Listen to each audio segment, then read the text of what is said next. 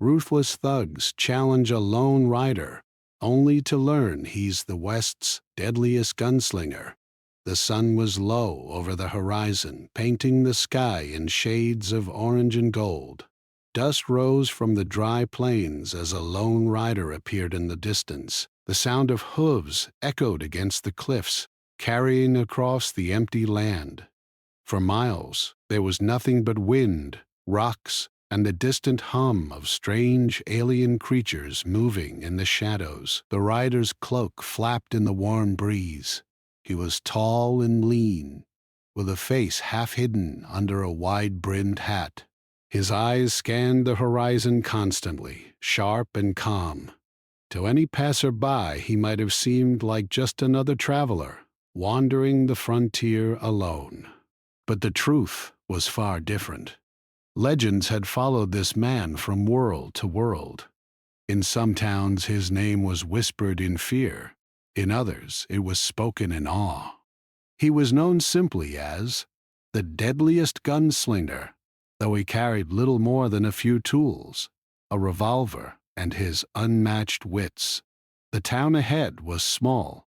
Wooden buildings leaned slightly under the weight of years, and the main street was nothing more than a dusty trail lined with stores and homes.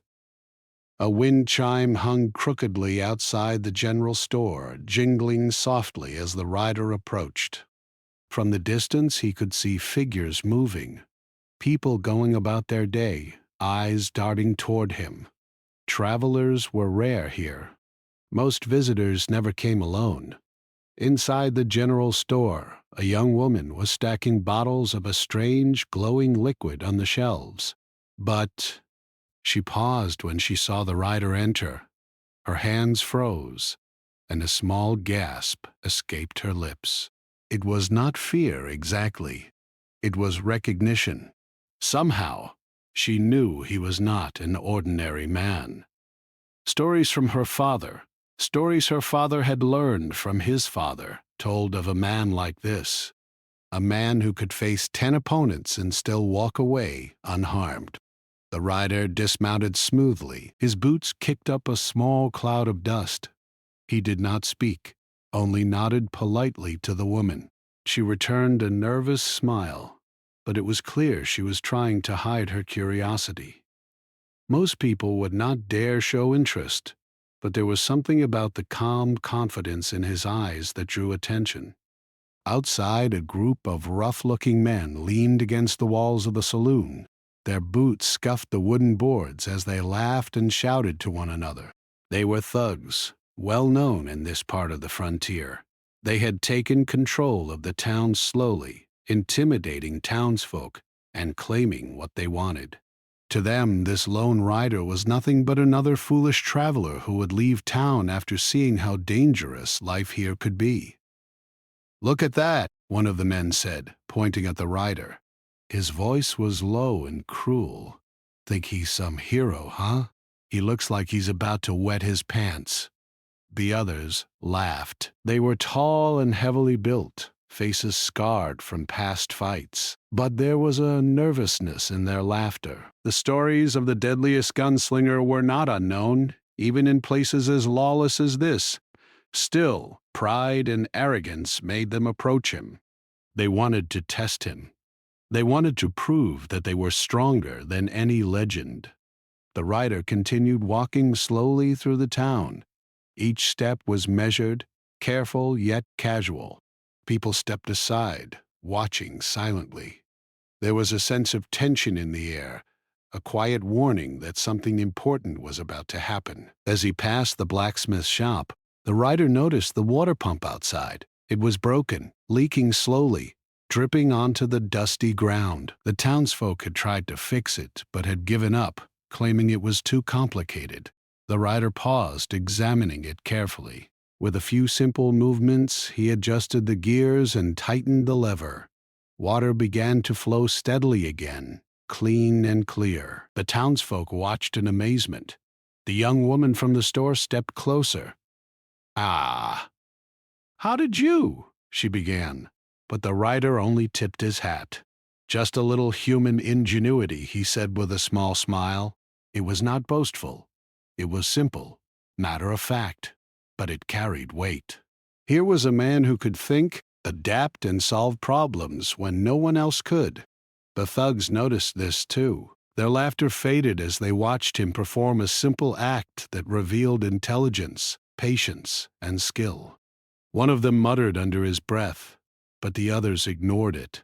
They did not yet understand the kind of man they were facing. Evening came quickly. The sky darkened, and stars began to appear, strange and bright over the alien horizon. The town grew quiet, the streets emptying as people returned to their homes, wary of the approaching night. The rider walked to the saloon, pushed open the door, and stepped inside. The smell of dust, sweat, and roasted food mixed in the warm air. Conversation died down. Eyes followed him.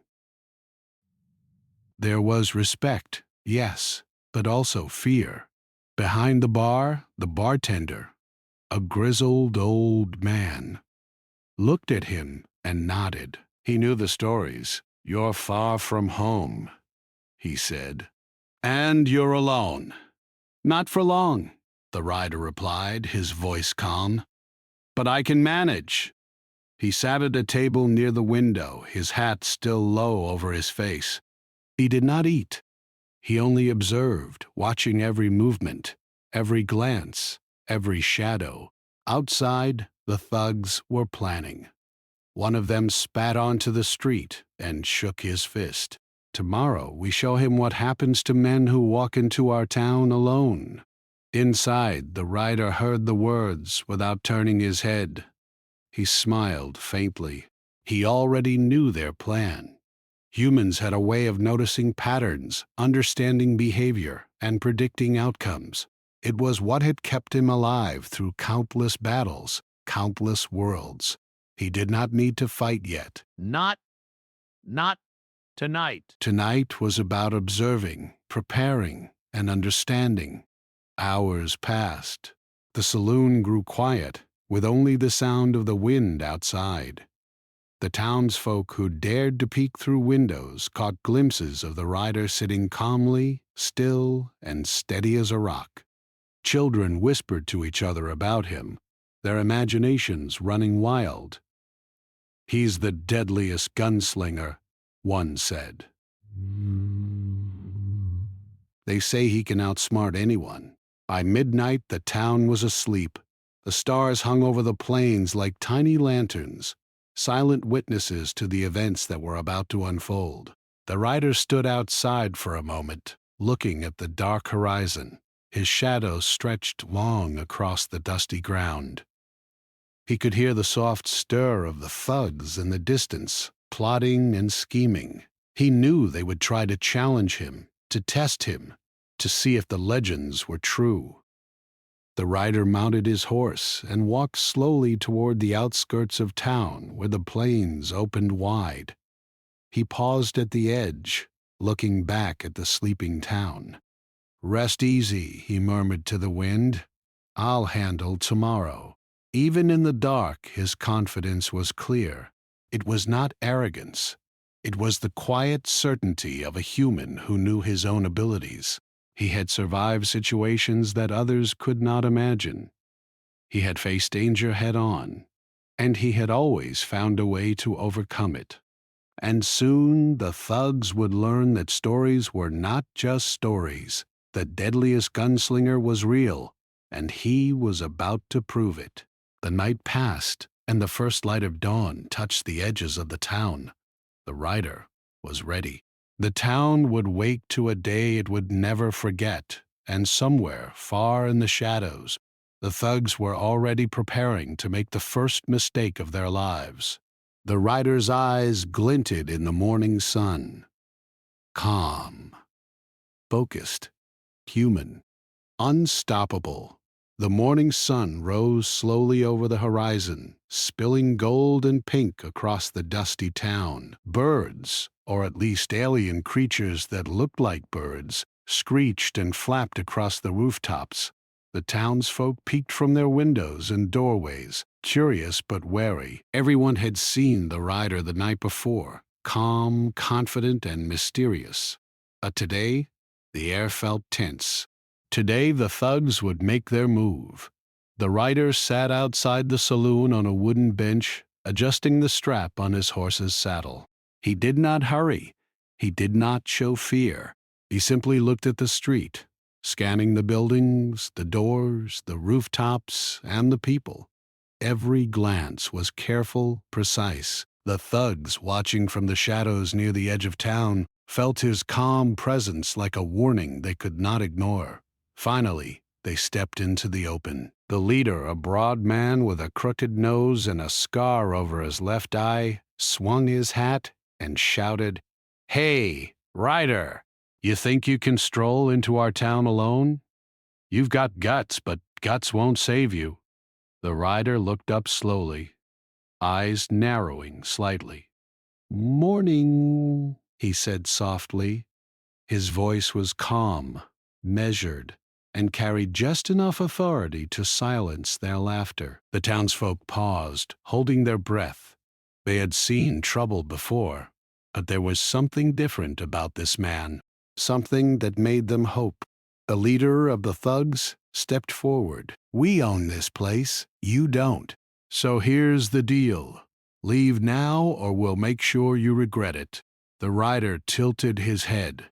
"Or you could be the ones regretting it," he replied, almost in a whisper. But his tone held power. He did not move a muscle, yet there was an invisible weight in his posture, like a spring ready to release. The thugs laughed. "Ha! What's that? Some kind of joke?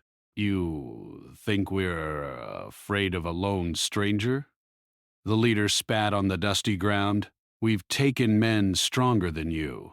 The rider did not respond. Instead, he slowly walked down the street toward the water pump he had fixed the night before. The thugs watched, confused. "What is he doing?" one muttered. He examined the pump again, running his fingers along the metal gears and levers. Then he picked up a few sticks and rocks lying nearby. With careful, deliberate movements, he began creating a small device, simple but clever. The thugs snickered. "Look at him, making toys while we're here to show him what real power is?" But they were not watching closely enough. The rider's hands moved quickly, arranging the sticks and rocks to create a kind of tripwire and pulley system. He attached a small container filled with water, balancing it so that if anyone stepped on the wrong spot, the container would tip and spill. Not harmful, but startling. The leader laughed. "That's your big defense? You'll scare us with wet feet?" The rider stepped back, smiling faintly. "It's not about scaring, it's about thinking." The first thug walked forward carelessly, boot raised, ready to intimidate the rider. But the moment he stepped on the wrong spot, the pulley tipped, and the container of water splashed him squarely in the chest. He yelped and stumbled back. The other thugs laughed at first, but then the rider's calm eyes made them stop. He didn't run. He didn't threaten. He simply moved with confidence, predicting each step, each reaction. "You're not paying attention," he said softly. "You're letting your pride make you careless." The leader's anger flared. "Enough of this! Step aside or—" The rider raised a hand, not in threat, but in warning. "Try me," he said. The thugs lunged, trying to grab him, but the rider was faster. He ducked under swinging arms, sidestepped, and even used the thug's own momentum against them. One thug tripped over a loose board. Another stumbled into the edge of a barrel. The crowd outside gasped. The rider didn't fight with fists or guns. He fought with brains and precision. Each move was calculated. Each step anticipated their mistakes. The townsfolk whispered among themselves. "He's incredible," one woman said. "How does he move like that without even touching them hard?" The rider stopped suddenly, letting the thugs recover. "You see," he said quietly, "you think strength is power. You think numbers win fights. But numbers and strength without thought are nothing. The leader's face twisted with rage. You talk too much. Enough words. The rider's eyes followed the leader's movements. Then act. I'm ready. The thugs attacked again, but this time, the rider led them into a clever trap he had set earlier. He used the town's environment, a rope over a doorway, barrels in the alley, even the blacksmith's magnetic tools. Every action the thugs took was countered by the clever use of what they had ignored. Rocks fell harmlessly, ropes tangled, barrels rolled, but none caused serious harm. The rider's goal was control, not injury. "See," he said as one thug ended up dangling harmlessly from a rope, "a little thought, a little care, and the world works differently." The leader snarled, "This isn't over. You'll pay for this." The rider shook his head. No, you just proved a lesson. "But if you want to test me further, tomorrow we can try again." The thugs retreated to the edge of town, muttering threats, but their fear was now more visible than their bravado. The townsfolk quietly cheered. They were inspired by the rider's cleverness, his intelligence, and his calm control in a situation that could have ended badly. For the first time in years, they felt hope. Later, the rider walked to the edge of the main street and looked around. This town, it could thrive, he murmured, if people stopped letting fear rule them. A child ran up to him, shy but curious. "Are you really the deadliest gunslinger?" she asked. He smiled gently. I'm just a human. Like you. But humans. "We can think, adapt, and face challenges no matter how big." The child's eyes widened. Even thugs?" "Even thugs," he said, laughing softly. "And sometimes especially thugs." By evening, the town was alive with stories. People whispered about the rider, about his clever traps, his calm courage, and the way he handled the dangerous gang without violence. The townsfolk began to believe that maybe, just maybe, humans could stand against even the strongest threats. The thugs, however, were not finished. They gathered under the cliffs outside town, plotting and arguing. "We underestimated him," the leader said. "Tomorrow, we go bigger.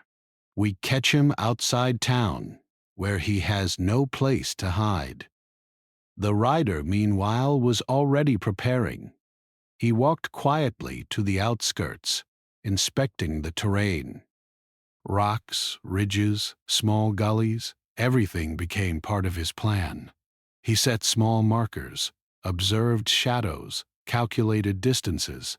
Humans had a talent for preparation, for turning a disadvantage into an advantage, and he intended to use it fully. Night fell and the stars emerged again, strange and brilliant over the alien plains. The townsfolk slept peacefully for the first time in years, unaware of the tension building just outside their homes. The rider sat atop a small ridge, horse grazing nearby, eyes scanning the horizon. He was ready for anything. "Tomorrow," he whispered to himself, "they will see what humans can do. Not because we are the strongest, but because we are smart, adaptable, and fearless when it matters most." And somewhere far off, in the shadows of the alien cliffs, the thugs were already moving into position. The first real test was coming. But the rider did not fear. He had faced impossible odds before, and he would do it again. Because humans were extraordinary. The sun barely peeked over the jagged horizon, casting long shadows across the town. A quiet tension hung in the air, heavier than the dust that floated above the wooden streets. The townsfolk were awake early, peeking from behind curtains and doorways, whispering nervously. Everyone sensed that today would be different. The rider sat outside the general store, boots resting lightly on the dusty ground. His hat shaded his eyes, but his gaze was sharp and focused. He knew the thugs would not give up. They were clever in their own way. Reckless, yes, but determined. And determination, when mixed with arrogance, could be dangerous. The leader of the thugs appeared first, stepping into the main street with a smug grin. Behind him, his gang followed, moving like a dark cloud across the town. Their laughter was forced, but it carried a warning. They were ready for a challenge. "Good morning, Ryder," the leader said, tipping his hat in mock politeness. "Ready for round 2? The rider nodded slightly. "I am. But I think we should change the rules today." The thugs laughed. Rules?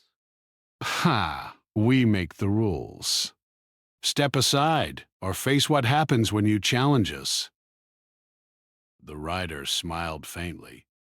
"No guns today," he said. "Just your minds." Confused, the leader frowned. "Minds? What do you mean? Simple," the rider said. "A contest." You tried to defeat me. I will defend myself using only skill, intelligence, and observation. No brute force, no weapons. Let's see whose mind is sharper. The thugs stared at him, disbelief mixed with irritation. "You want a game?" one asked. "A contest?" "Yes," the rider replied calmly. "A duel of wits. If you win, I will leave. If I win, you leave this town." The leader laughed, clearly thinking the rider was joking. "Fine, we'll play your little game." "You'll regret it." The townsfolk gathered quietly, curious and excited. They had never seen a confrontation like this, and they wanted to witness the outcome. The rider began with a simple challenge. He pointed to a row of barrels in the alley. "Move those barrels from one end to the other without touching them directly."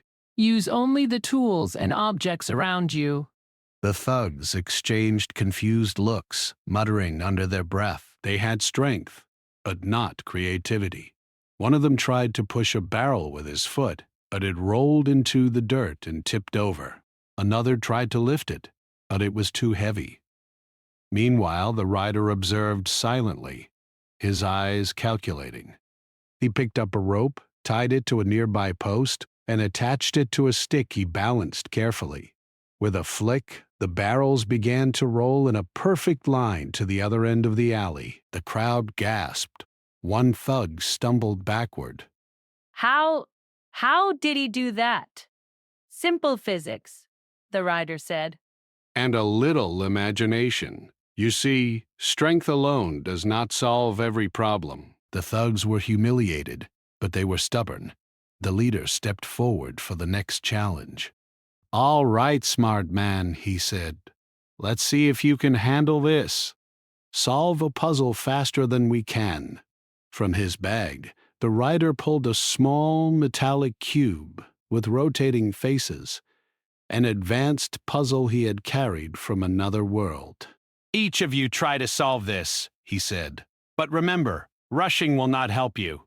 The thugs took turns spinning the cube, twisting it randomly. Their frustration grew quickly as they realized the puzzle required logic, pattern recognition, and patience, things they lacked. The rider, however, solved it in moments, turning each side perfectly with quiet precision. "Done," he said calmly. He handed it back to the leader, who glared at him in disbelief. "Impossible," he muttered. The townsfolk whispered among themselves. "He's incredible," one said. "He's not even fighting, and he's winning already." The rider then set up a final challenge for the morning. "Take out the document." He led the thugs to the old water tower on the edge of town. "Here," he said. "Your task is to get this water to the well on the other side without spilling a single drop. You can use anything around you, but no brute force." The thugs looked at each other, baffled. They began dragging buckets and ropes, trying to carry water across the uneven terrain. Most of it spilled immediately. Meanwhile, the rider observed, then quickly arranged planks, pulleys, and small containers to transfer the water with perfect efficiency. In a matter of minutes, the water reached the well without a single drop lost. "You see," he said, "thinking, observing, planning, that is more powerful than raw strength. Humans excel at solving problems others can't even imagine." The leader's face flushed red with anger. "This is not over," he said. "We will catch you outside town, where you have no walls, no tools, no advantage." The rider nodded calmly. "Then we meet there. I will be ready." For the rest of the day, the rider walked quietly through the town. He helped fix a broken roof on the general store, adjusted a malfunctioning windmill, and even guided children in setting up a small market stall. Everywhere he went, he demonstrated intelligence, skill, and a steady calm. The townsfolk began to see him not as a stranger, but as a symbol. A human who could use brains over brawn. A human who could protect them without bloodshed. They whispered to each other, sharing hope that maybe the town could survive and thrive. Meanwhile, the thugs prepared their ambush outside town. They scouted the plains and cliffs, looking for ways to trap him. They underestimated him, however. The rider had already observed the terrain carefully. He knew every ridge, every boulder, every small ditch. Humans had an unmatched ability to adapt to their environment, to turn disadvantages into advantages, and he planned to do exactly that. As night fell, the rider climbed a small ridge just outside town. He sat silently, horse grazing nearby, eyes scanning the distant cliffs. The stars were bright and alien, reflecting faintly on the dusty plains. He did not fear the thugs. He had faced impossible odds before and had always found a way. He whispered to himself, "Tomorrow they will see that intelligence is stronger than arrogance. Planning is stronger than force. Humans are capable of greatness." The night passed quietly.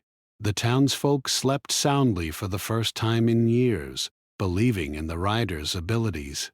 And somewhere in the shadows the thugs whispered, plotting their next move. They had not learned yet that their strength alone was no match for human ingenuity.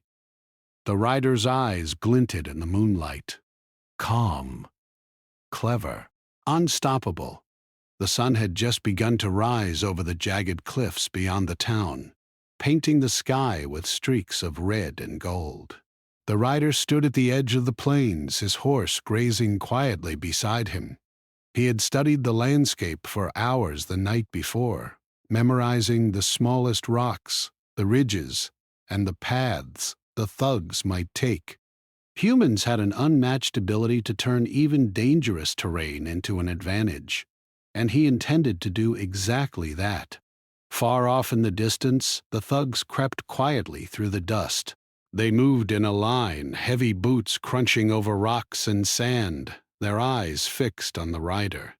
Their plan was simple: lure him into the canyon, a narrow path where they believed he could not escape.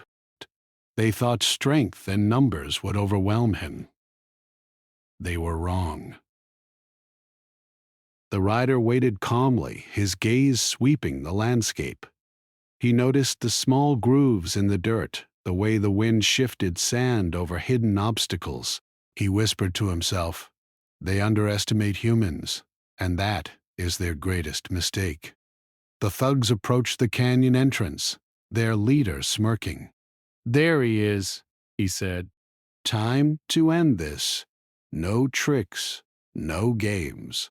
Just strength." The rider walked slowly toward them, as if unaware of their presence.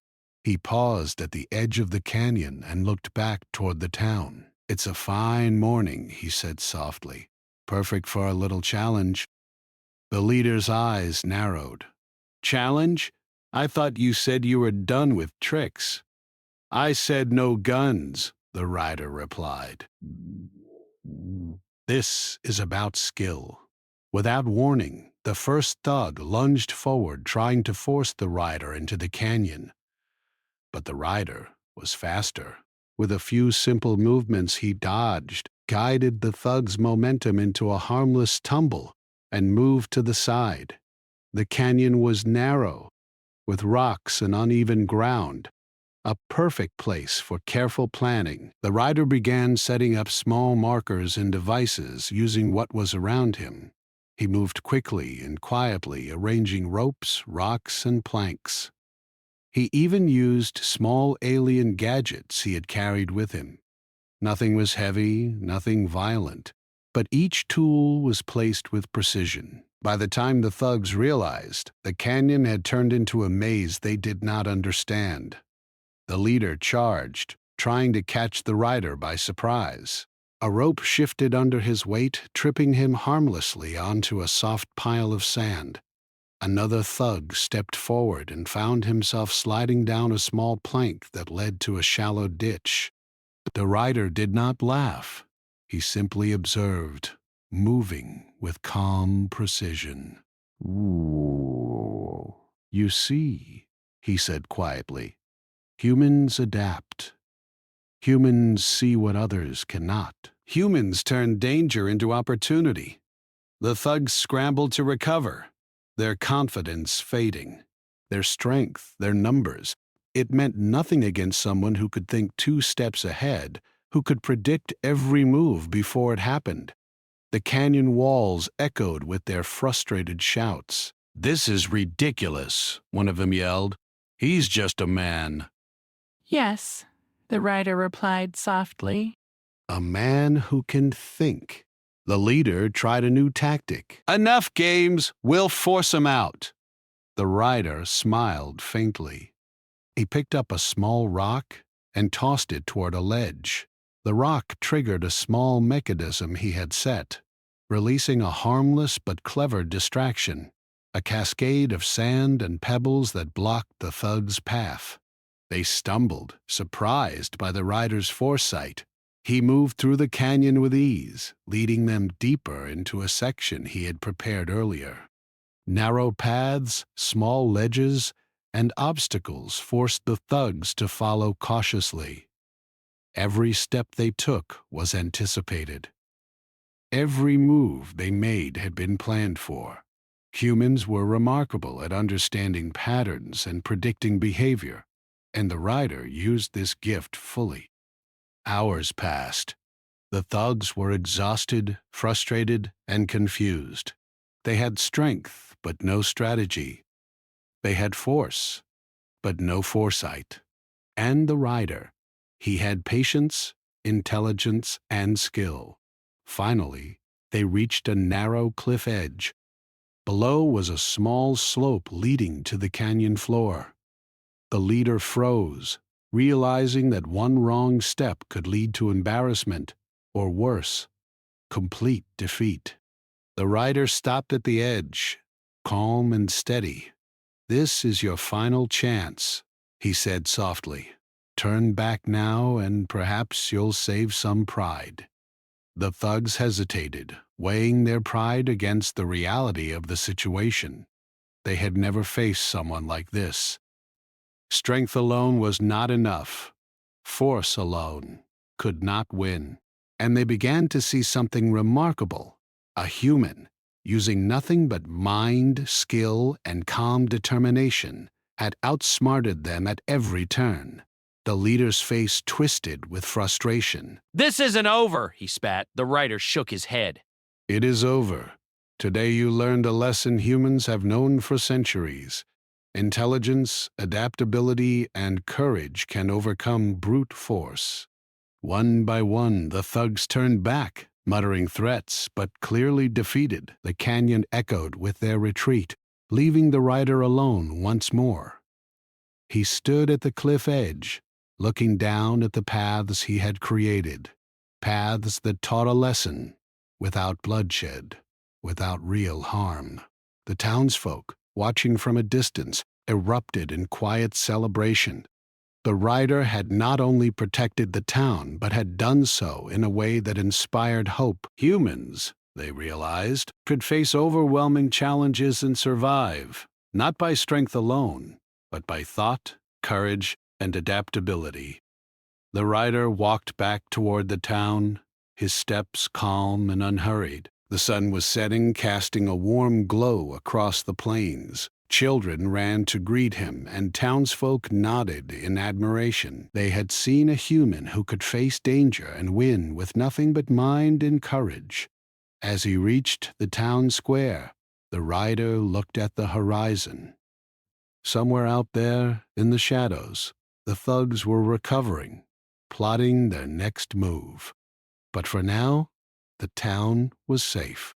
The rider had proven something greater than any victory over force. He had proven that humans, with intelligence and determination, could overcome even the most dangerous threats. He mounted his horse quietly, glancing back at the town one last time. "Humans are clever," he whispered. "We can adapt, survive, and thrive, even when the odds are against us." The rider's eyes glinted in the fading light. Calm, clever, unstoppable, and far beyond the cliffs, the thugs began to whisper of the deadliest gunslinger, a human who could outsmart and outthink anyone who dared challenge him.